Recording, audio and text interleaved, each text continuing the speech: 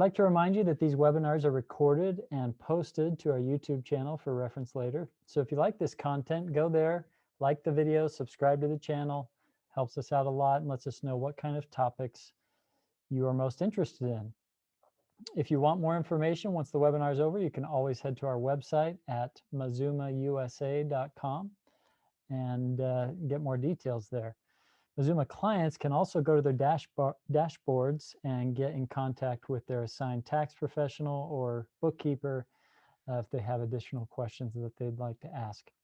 Following the webinar, we will have a short Q&A, and you can submit your questions through the Q&A box in your Zoom window. Just type the question in there and I'll see the question later, and we'll be more than happy to answer them if time permits. We did receive quite a few questions in advance, and so I'm hoping that a lot of those questions will be covered by the content of my presentation, and expect that they will. So but I will be addressing some of those questions directly that were received in advance anyways. But if it doesn't feel like we answered your question, then feel free to go ahead and submit later on in the webinar. Okay, so let's get started here. The 4 topics that we're going to be covering today are: first, filing requirements. You know, when do you have to file? When don't you have to file? Second, extensions. What are the implications of filing an extension for your business and for you personally? Tax payments. When do you need to make the payment? How do you need to make the payment? And then lastly, what information do you need to get together? What kind of stuff do you need to prepare and gather so that you can get your tax return done, whether you're submitting it to Mezuma to prepare for you, or another accountant, or whether you're maybe even doing it yourself. All right, so let's go ahead and get into the filing requirements. One of the most common questions that we get asked has to do with new businesses that maybe haven't had much activity going on yet. And there's a question in the business owner's mind is, do they need to file a tax return or not? And this little chart here helps us identify that. So we've got our entity type listed over to the left, and then a column for if that entity has revenue, meaning if the business has generated revenue from customers or not.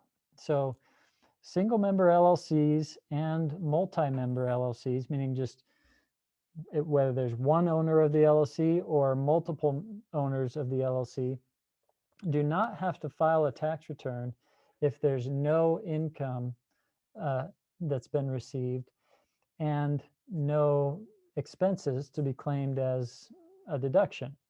So you kind of get off the hook there. Say you formed your LLC in November or December of 2020, and you haven't generated any income from customers, and you haven't spent any money, or not enough money to where you're concerned about getting deductions, then you don't need to file a tax return. But as soon as you make that first dollar from the customer, there is a filing requirement. And so you do have to report that activity on the tax return if you have earned revenue from a customer. S corporations and C corporations, there's no leniency there. Technically, as soon as you form those entities, the IRS expects you to file a tax return.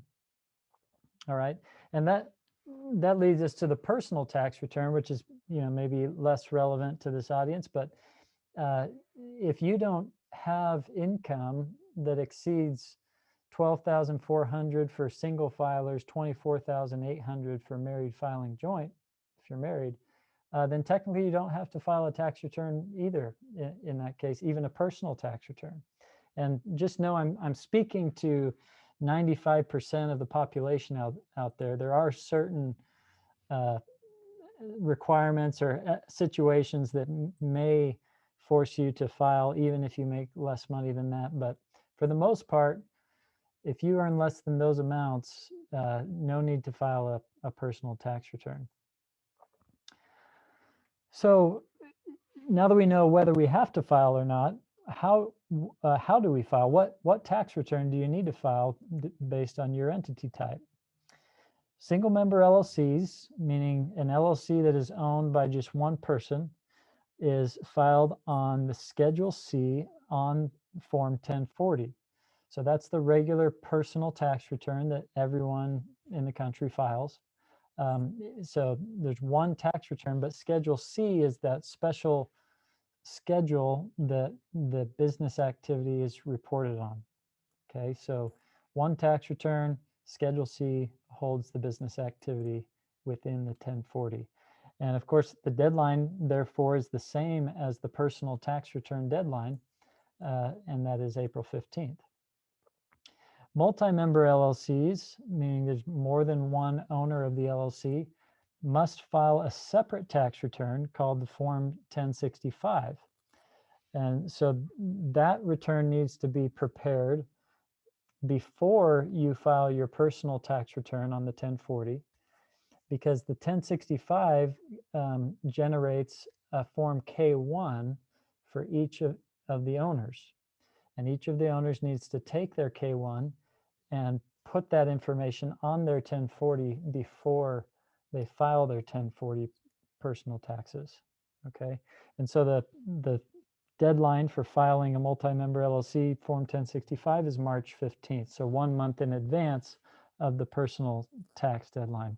The idea being that the government knows you need to have those K1s before you can file your personal tax returns, so they make that deadline a month earlier. Same deadline as the SCorp and same concept, with that separate tax return having to be prepared prior to the personal tax return. But the SCorp files Form 1120S. Same process of that income and profit being passed through on Form K1 to each of the individual owners. All right, and last, the C corporations, which is not a pass-through entity, files its own activity, its taxes on Form 1120, and that form is due April 15th. So on this table, you notice the only business entity here that pays its own taxes is the C Corp. So the single member LLC, multi-member LLC, and SCorp are all technically pass-through entities that just report profits on their own individual tax form or Schedule C, and then the profits get reported on the personal tax return where the taxes are paid on the personal tax return. The C Corp actually pays taxes on its own tax form. So that's a little unique there. Okay, so let's talk about extensions here. So the deadline is coming. You know, we just talked about the March 15th deadline, the April 15th deadline, but we all know there's an opportunity to extend that deadline if we need to. And we're going to get more into this as to what the implications of that are, but essentially you get an extra 6 months to file your tax return for the businesses. Okay, so the March 15th deadline is bumped out to September 15. April 15 deadline is bumped out to October 15 if you've filed the tax return for those forms. And now remember that the extension form that you can file gives you an extra 6 months to file the tax return, but not an extra 6 months to pay the tax bill. Okay, so that's a little nuance that we got to be aware of. The IRS is still expecting tax payments on the original deadline if you owe. But don't panic, because there's not a huge penalty involved, and we're going to talk about that really quickly here. So moving on to that late payment penalty. So it's one of the smallest penalties that exists. And it usually doesn't end up being too much of a problem. So if you don't end up paying your taxes by the filing deadline, by the April 15th deadline, then you will incur a penalty. And that penalty is 0.5% per month of the amount of taxes that you owe. Okay, so the penalty is only a percentage of the taxes owed. This means that if you end up filing your tax return and you're getting a refund, even though you didn't know you were going to get a refund, but let's say in July, August, September, you file your tax return, you're getting a refund, no penalty is assessed for not making any payments, right? Obviously, because you didn't end up owing anything. And in fact, if you did make a payment, you would just get a refund back. You'd get that money back. And there's also a grace period that they kind of give you for the first year. So if you didn't owe taxes last year, and this year, because of the business or whatever changed in your tax situation, this year you end up owing, then you will have the penalty. But sorry, then you won't have the penalty if you didn't owe last year. Does that make sense? So if this is your first year owing a lot of money because your situation changed, they won't penalize you. So because it's only 0.5%, people frankly rarely even notice it. It's a small penalty. You got to be owing thousands of dollars, quite a bit of money before you really notice that penalty. And if you're not going to owe, then it's kind of a non-issue for you. So just for knowing how to extend your tax return, for the person in order to file an extension for the personal tax return, you're using Form 4868. And for the business, you're using Form 7004 to get those extra 6 months for filing. So let's cover a few myths that sometimes surround extension, and asking the IRS for an extension by filing those forms. The first myth is that you have to have a really good reason in order to file an extension, in order to ask for that extra 6 months. And that's just not true. The IRS doesn't ask you at all about why you are filing an extension. And in fact, they call it an automatic extension. And so basically, if you ask, you're going to get it. And they don't ask any questions why. So don't think you've got to build up your case about why you're asking or filing for an extension. Next one is that it causes red flags on my tax return and means I have a higher chance of getting audited. And that's definitely not true either. In fact, some statistics suggest that people who extend actually get audited less frequently, believe it or not, because there's such a huge push by people who are filing, fraudulent tax returns or incorrect tax returns. Those are the people who rush. Those are the people who rush through the process and end up filing an inaccurate tax return. And so there may be, I don't know for sure, but there may be some understanding on the IRS's part that if you file an extension, chances are you're not a fraudster and you're not trying to make stuff up on your tax return. You actually just want more time to make sure you get it right. So filing extension does not increase your chances of getting audited, and there's not a red flag that goes up for doing so. Third one is that it's complicated, which is really not true. The form that you filed basically just requires your name, address, and social security number. Or if the business, it's just the business name, address, and the EIN. It's very straightforward process and form to be filed. Next myth is that if you file an extension, it means you're stuck waiting till September or October to file your tax return, which is not true either. You've got any time during that 6 months. So you could turn around on April 16th and file your personal taxes if you want to. You can file as soon as you get your information together. So there's nothing that forces you or compels you to wait till the summertime or fall time to do that. And the last one I want to address is that, people think it's only for people who are a mess or, are trying to do something shady, which, like I described, the opposite is actually often true.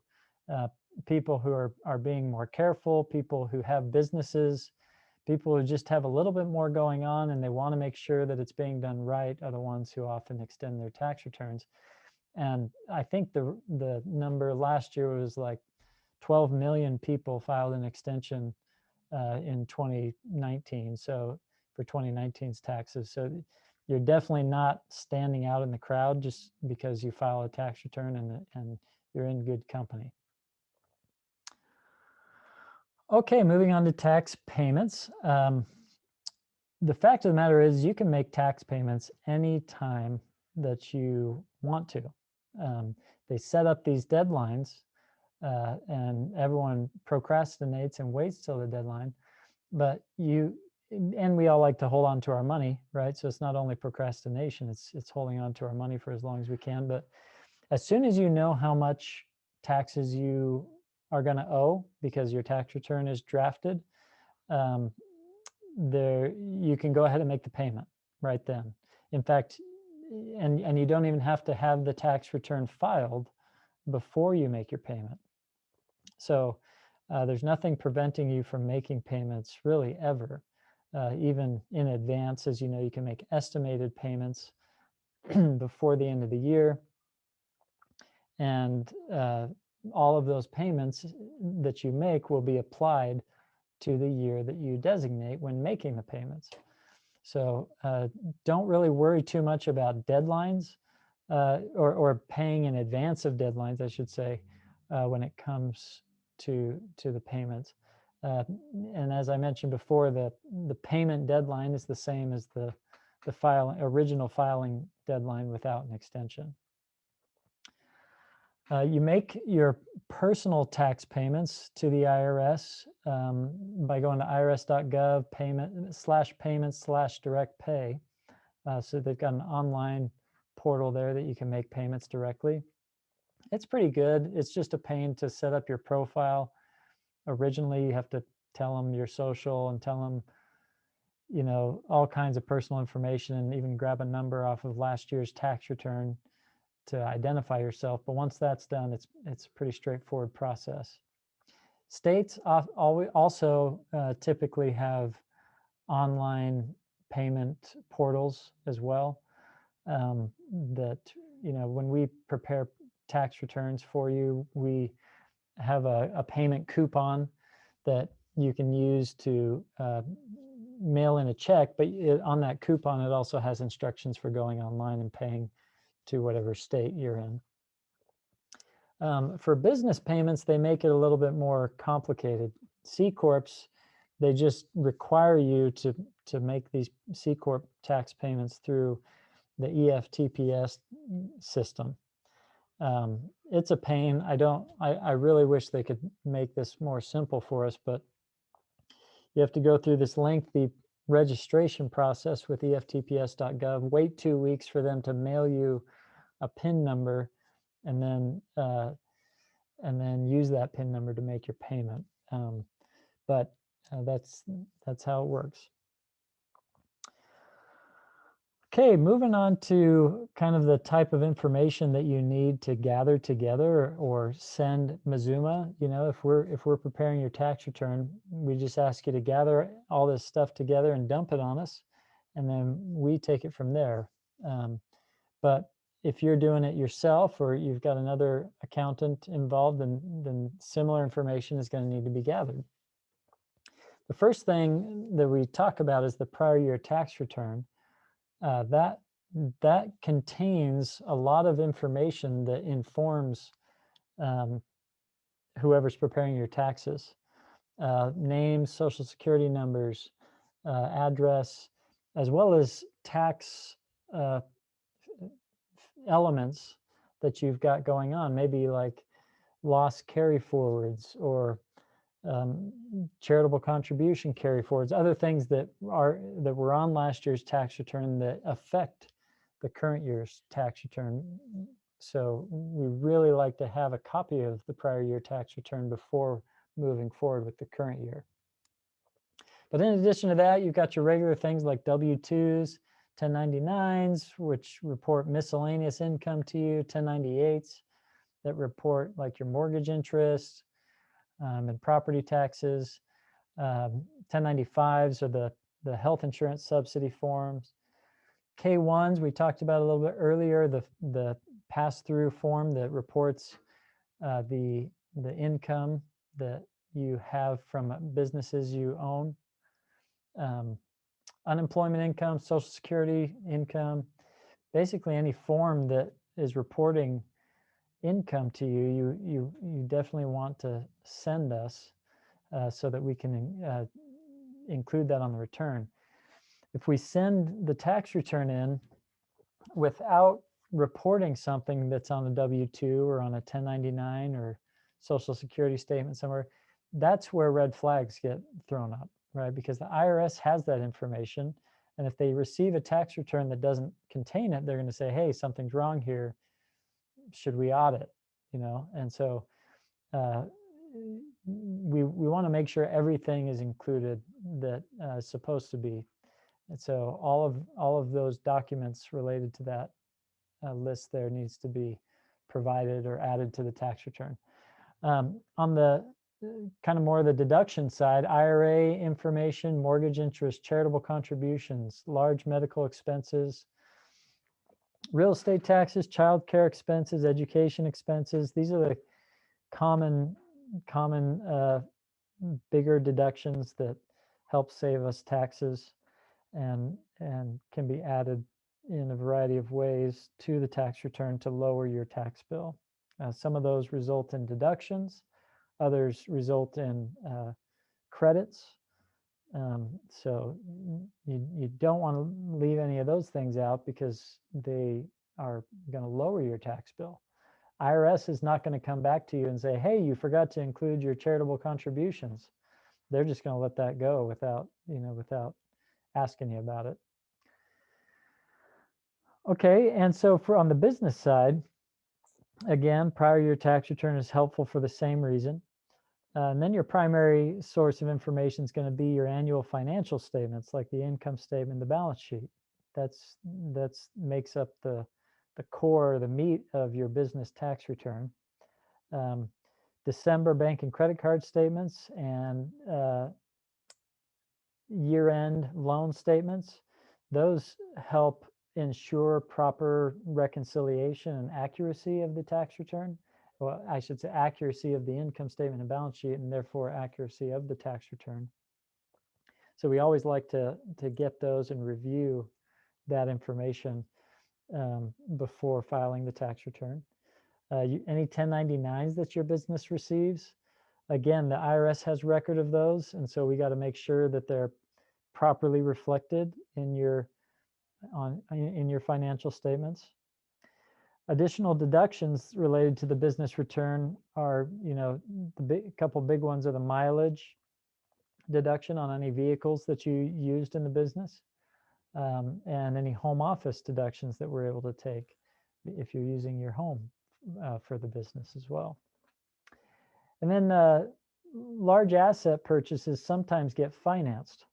And so when we're going through and reconciling your bank account, looking for transactions to deduct for you and save you money, the fact is sometimes if you finance a car or something like that, we may not know about it, or finance a large equipment purchase. It may not hit the bank statement. And so but those can be some major deductions for us. We used to have to depreciate those and spread those out over 5, 10, 15 years. But now with current tax law, we can do it all at once. So we don't like missing those large asset purchases at all. Okay, and just one last little slide here on deductions in general. We're going to be doing a webinar next month on deductions. It's going to be more of a deep dive and more of a broad review of how to claim deductions and what deductions are available and to drive your tax bill down.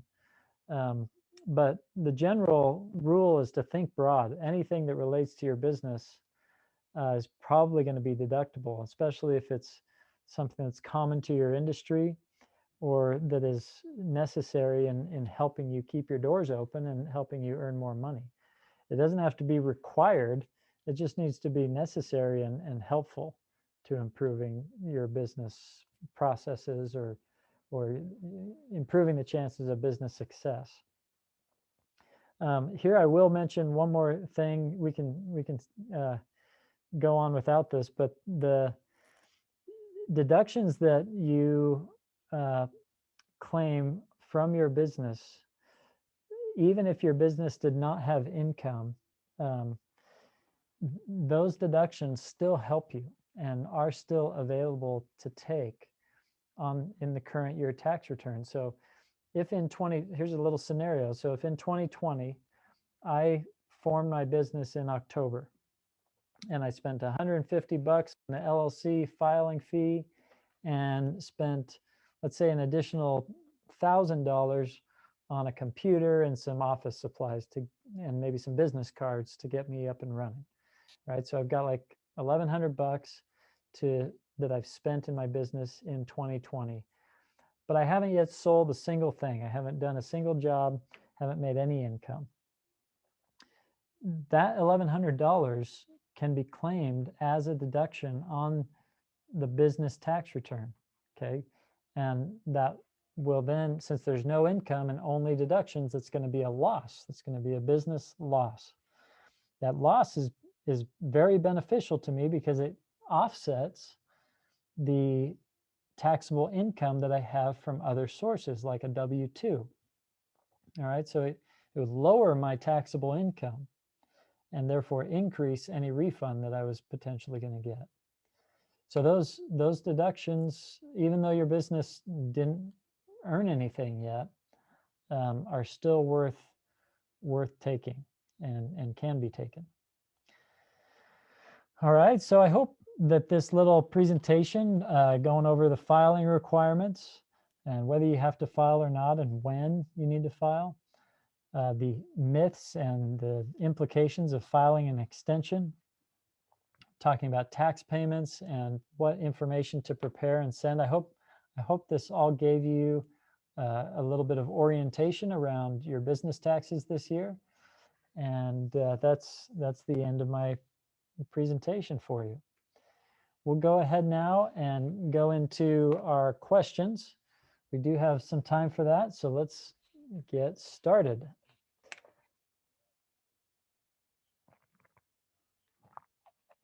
All right, first question is from Frank.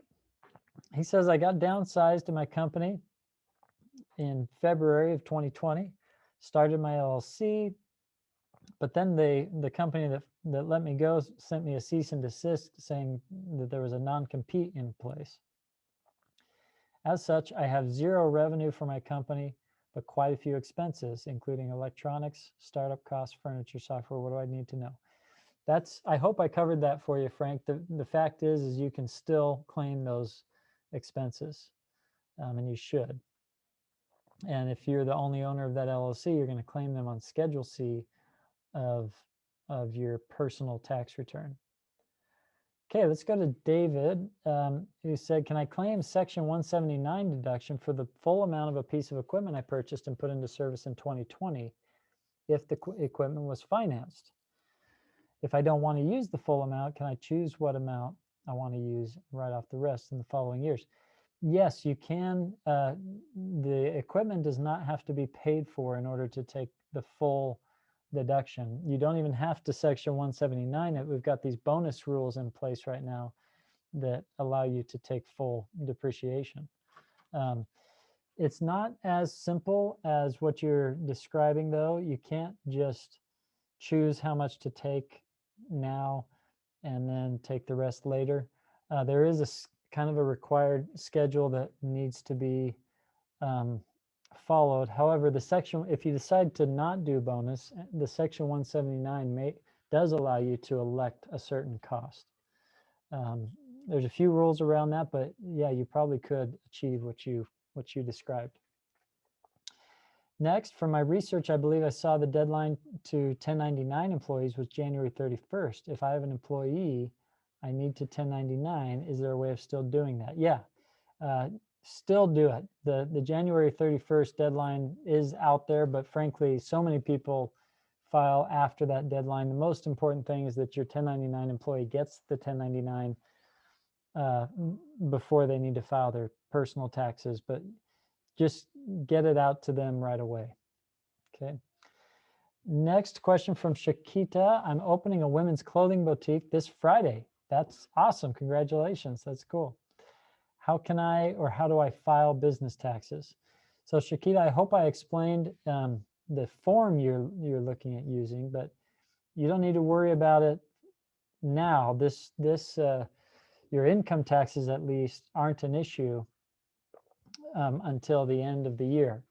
You probably have some sales tax filings that will be required quarterly, and you need to get registered with your state to be a sales tax filer and payer. And so, because when you sell stuff from a boutique clothing shop, you need to collect sales tax from your customers, and that sales tax needs to be passed on to the state. So if you haven't figured that out yet, focus there. Don't worry about income taxes until next year. Sterling asks, I've not received a stimulus payment. I'm an American citizen. What can I do to receive my check? Do I need to contact someone at the IRS? Well, Sterling, the nice thing is that you can claim that stimulus payment that you did not receive as a tax credit on your 2020 taxes. So if you didn't receive your stimulus check, you can say so on your tax return this year and get credit for that there. Okay, Thomas asks, I started my business and was so busy starting up that I didn't see the immediate need to get around to forming my LLC. So I'm concerned about all my expenses in 2020. What can I do about that? Thomas, not a big deal. You don't need an LLC in order to deduct expenses. So the default business type is a sole proprietorship. And so that's what you were as soon as you started spending money. So you don't have to do anything different. Just file your 1040, fill out the Schedule C for all, and report all of your income and expenses there, and you'll be fine. At Mezuma, we're helping lots of people like that who spent money and kind of weren't keeping track of things and realized, oh no, all of a sudden I've got to do something with this information. And so we do the bookkeeping, we go through the bank accounts, we track every single transaction, reconcile it through the end of the year, and capture all of the deductions, right? As many deductions as we can find to lower the tax bill and minimize the amount of taxes that you owe. But you don't need an LLC to file a business return on Schedule C. Okay, next question, where do I obtain the forms required to file? You can find them on the IRS's website. If you Google Form 1120, Form 1065 IRS, you'll find them. It's rare that anyone files a paper return these days, so the tax software out there is really what's necessary. And I'll tell you right now, unless you're an accountant, filing your own business like 1120 or 1120S or 1065 form is going to be a challenge. But you can find the forms online. Next, how do I fill out a 1099 form for my contractors? You're going to, Meijing, you're going to obtain a Form W-9 from each of your contractors. They're going to give that to you, and it's going to have their name and their social security number and what entity type they are.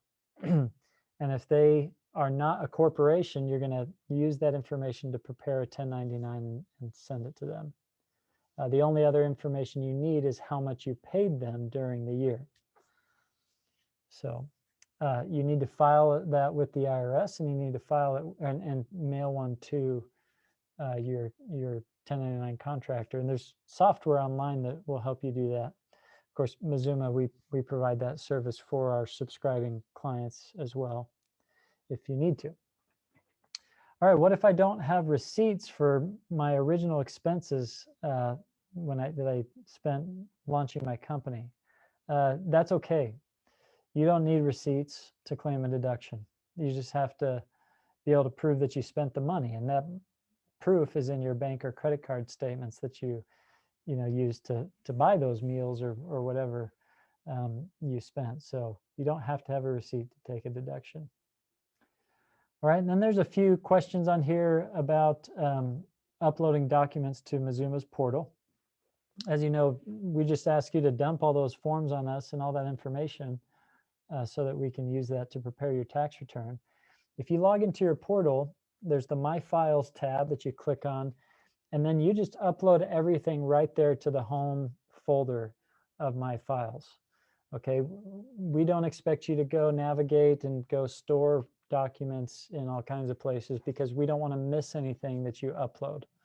Okay, so you just upload them to the home folder, shows right up there in the My Files tab, and then our bookkeepers are going to come in there and identify what each thing is and put it in the right place and ensure that we don't miss anything. Hopefully that makes sense. All right, here we go. Let's move in. Albury asks, what's the best way to pay less in business taxes for the SCorp? It's to capture all the deductions, to do some good bookkeeping and ensure that you're keeping good records for your business. That's the best way to pay less taxes. With the SCorp, you don't want to be paying yourself a high wage. You want to be paying yourself a reasonable wage. That's another thing to be aware of with the SCorp.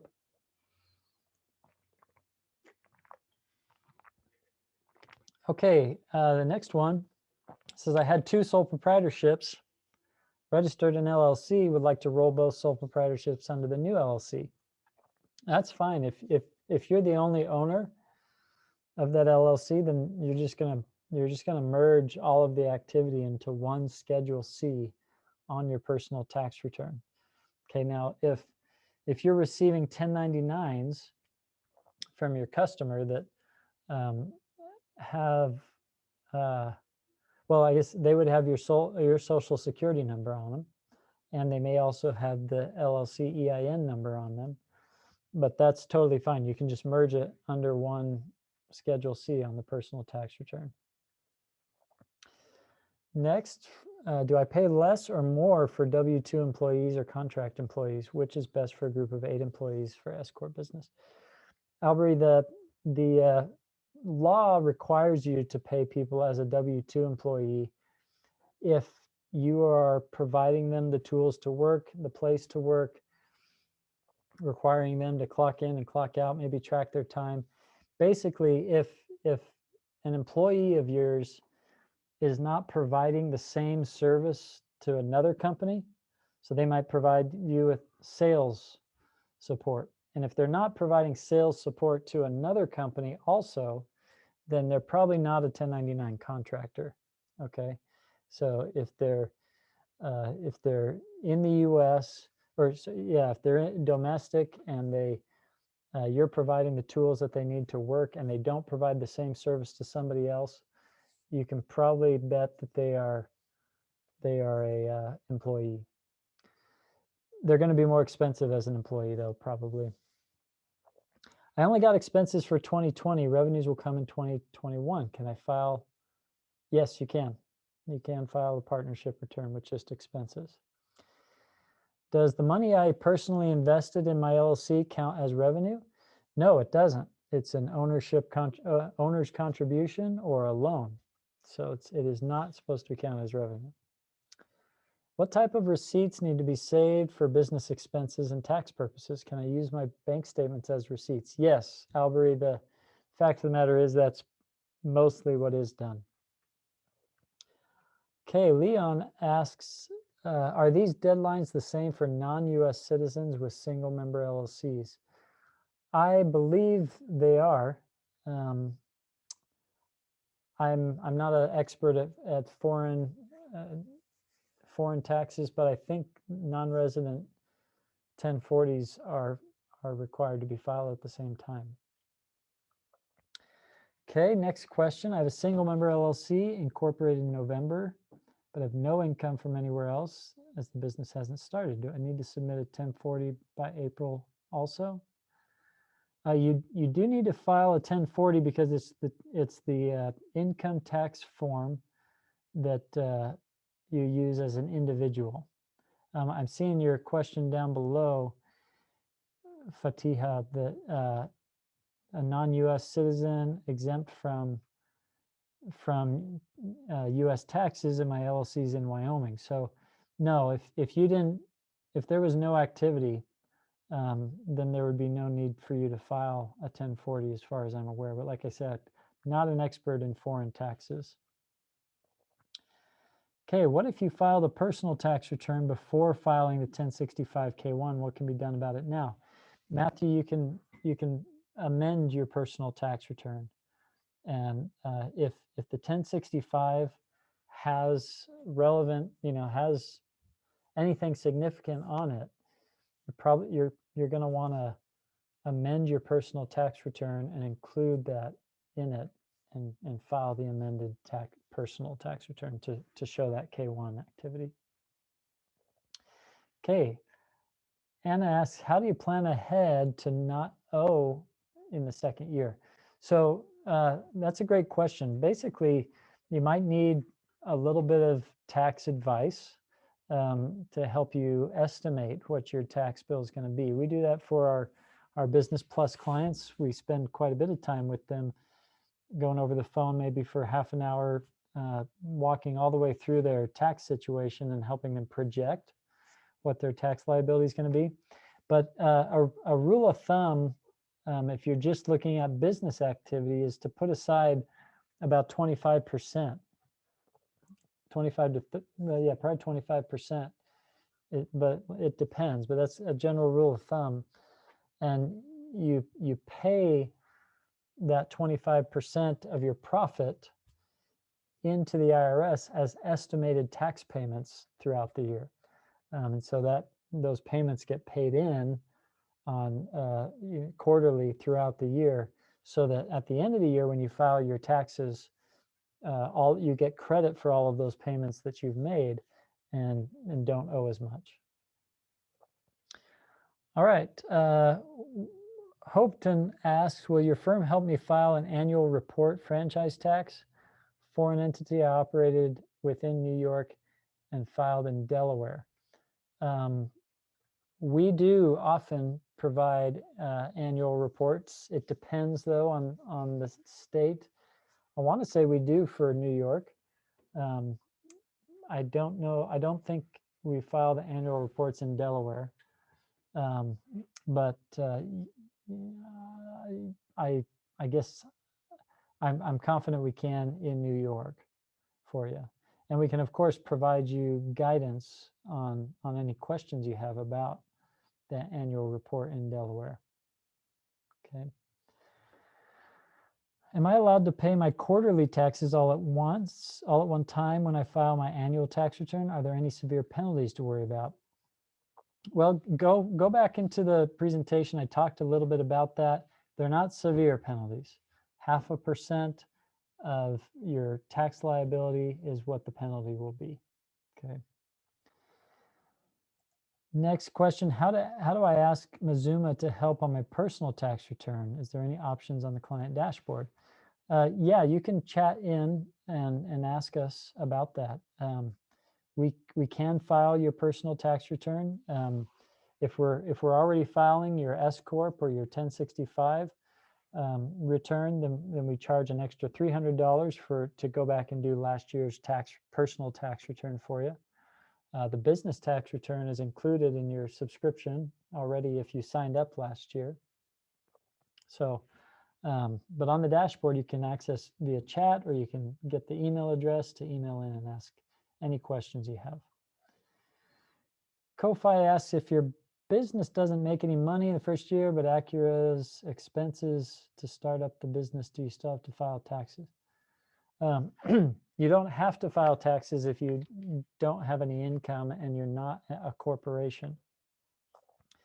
If you've got expenses, though, you're leaving them on the table by not filing a tax return and maybe paying more taxes than you need to.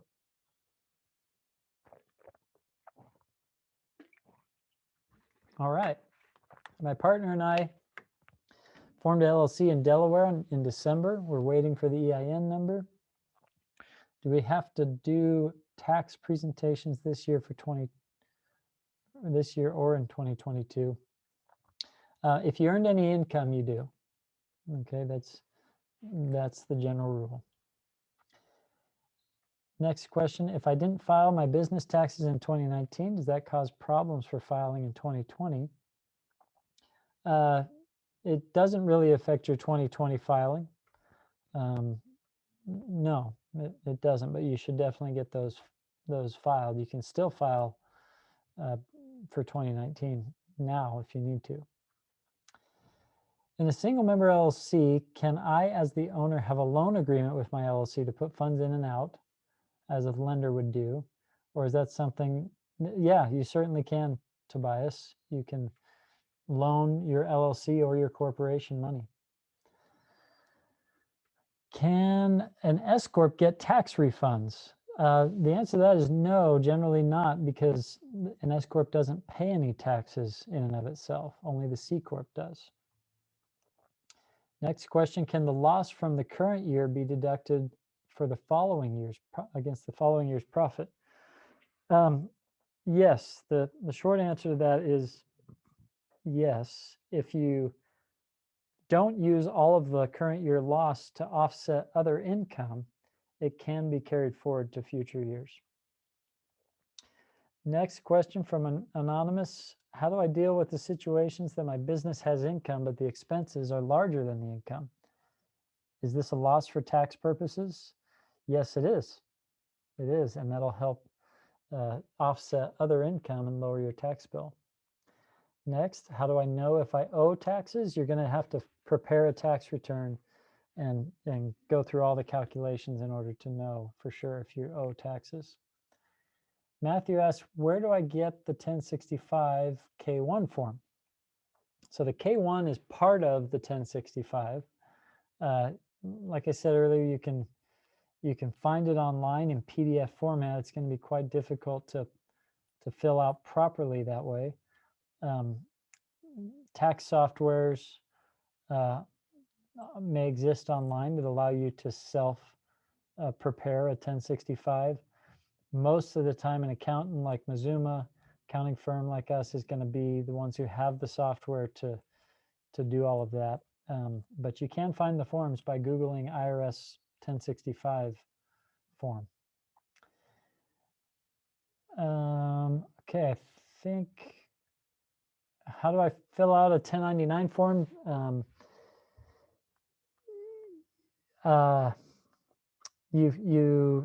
The information that goes on a 1099 form is the name and address of the payer, like your business, and then the name and address of the independent contractor, and then the amount you paid them goes into the box 1 of the 1099 NEC. And so we don't have a tutorial right now on that, but that's a good idea. We should consider that. Okay, next question. Is there a protocol for business filings if you have switched from sole proprietor to an SCorp at the end of the year? Brian, you can't go from, I hope you mean a single member LLC to an SCorp, because you can't go from sole proprietorship to an SCorp without filing and organizing an LLC first. But yes, essentially for part of the year you were a sole proprietor or a single member LLC, and so you file that part of the year on Schedule C. The second half of the year, the second part of the year, you're going to file the activity, the income and expenses on Schedule 1120S for the SCorp. So you got to split the year like that. Okay, do I file my personal taxes and LLC tax together? Yes, if you are a single member LLC, it's one tax form on the 1040. You're going to file that. if I have a business phone line, I have to pay the monthly bills for my personal income. How do I claim the monthly bills and the cost of the phone? So those expenses, even though you paid for them out of your personal bank account, credit card, you need to report those as a business expense on your business tax return. So they just need to be added into the books or added onto the tax return and claimed as a business deduction. For medical bills, Georgia asks, for medical bills and other deductions, is it when you were billed or when it was paid? I have bills I'm paying for this year for services rendered in 2020. Unfortunately, it's when it's paid. So it's kind of a cash basis thing. When the cash goes out, that's when the deduction gets to be claimed. Next question, I opened a multi-member LLC, got no income, but had business expenses. My previous employer had offered tax filing services, which I accepted. How may I use the business expenses from my LLC to offset my personal income? So you're going to report all of those business expenses on the multi-member LLC tax return, the Form 1065. You're going to get a K-1 as part of that 1065 that shows your portion of those expenses. And those expenses then are going to be input into your personal tax return and reduce your personal income tax bill that way. Okay. All right, Michelle asked, does a home-based business need to be filled out with the state before a person can claim any home-based business deductions? No, not that I know of. I don't think that's a requirement. There's no requirement except for incurring those expenses in order to be able to claim them.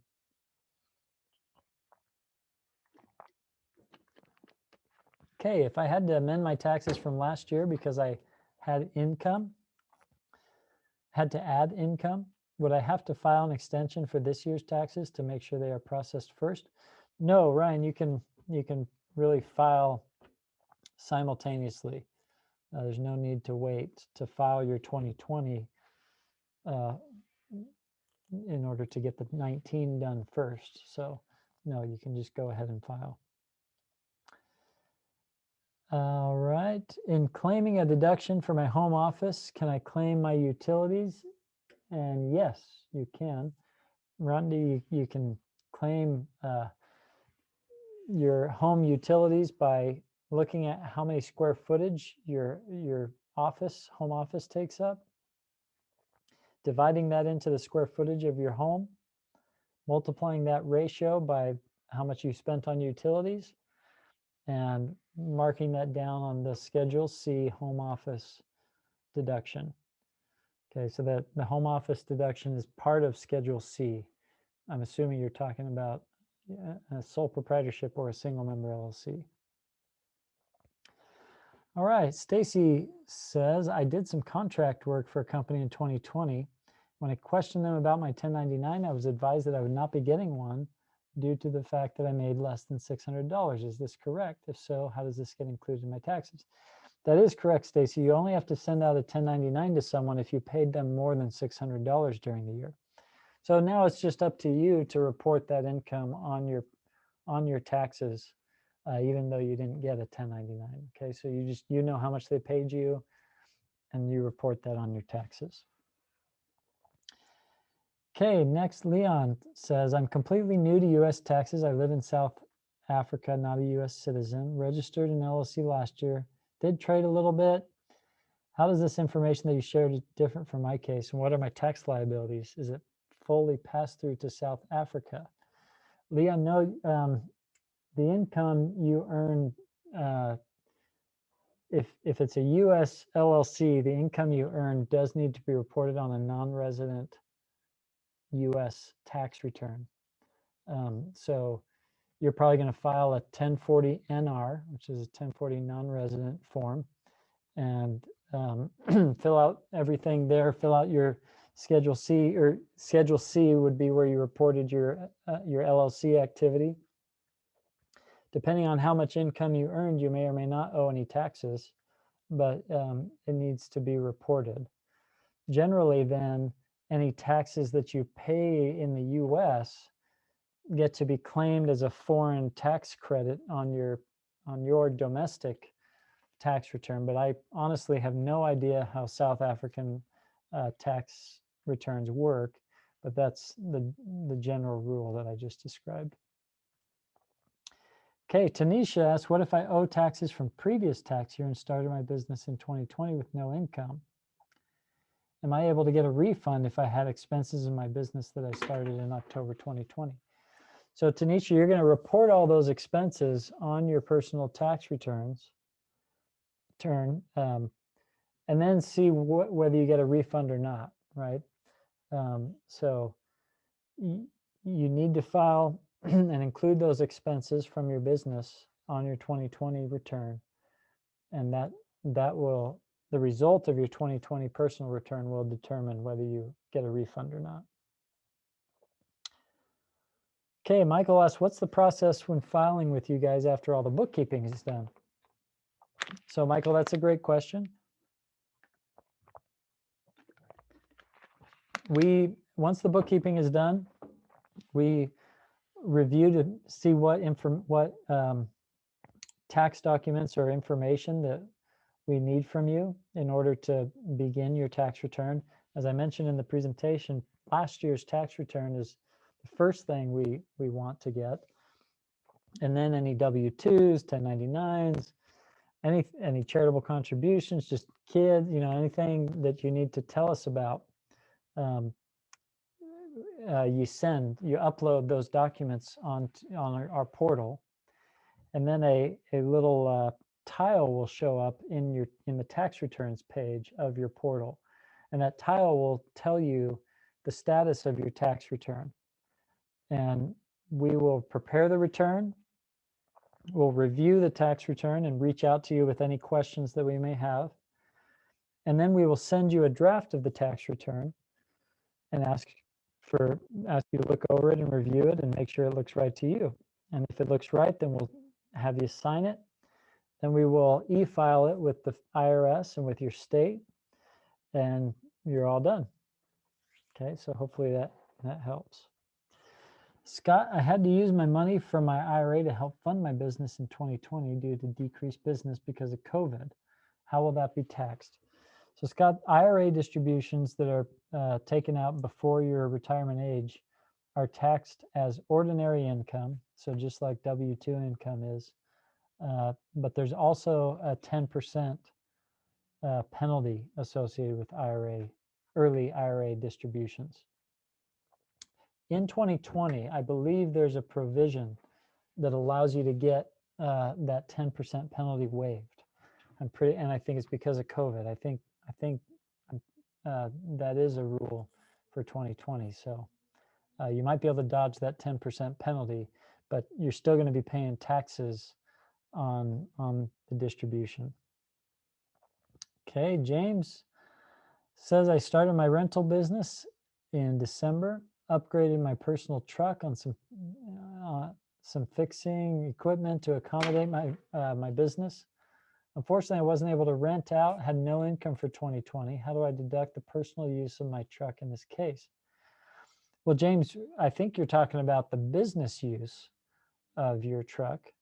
And so rental properties, well, you say rental businesses and rental real estate are two different animals when it comes to taxes.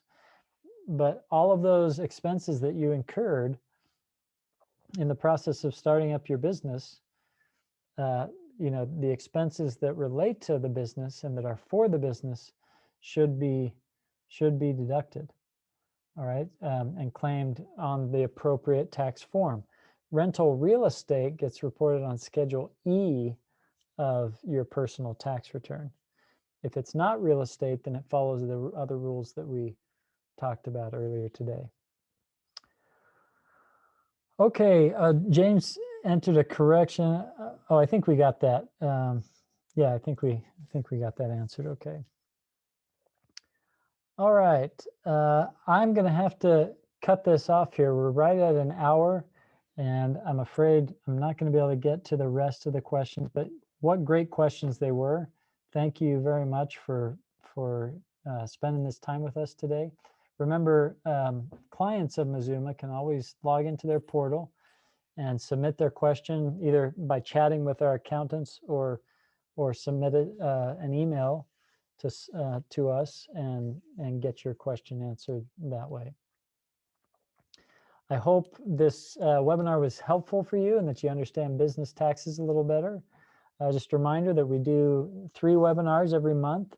2 webinars are Q&A specific webinars for clients, and where you can come and ask questions, and it's more of the time is spent answering and asking questions. If you're a Mezuma client, you can register for upcoming webinars through your dashboard. Our next webinar is for just Mezuma clients, and that's a Q&A on February 17th at 2:30. If you need more information, you can head to our website at mezumausa.com. And this has been signing off. Thank you very much.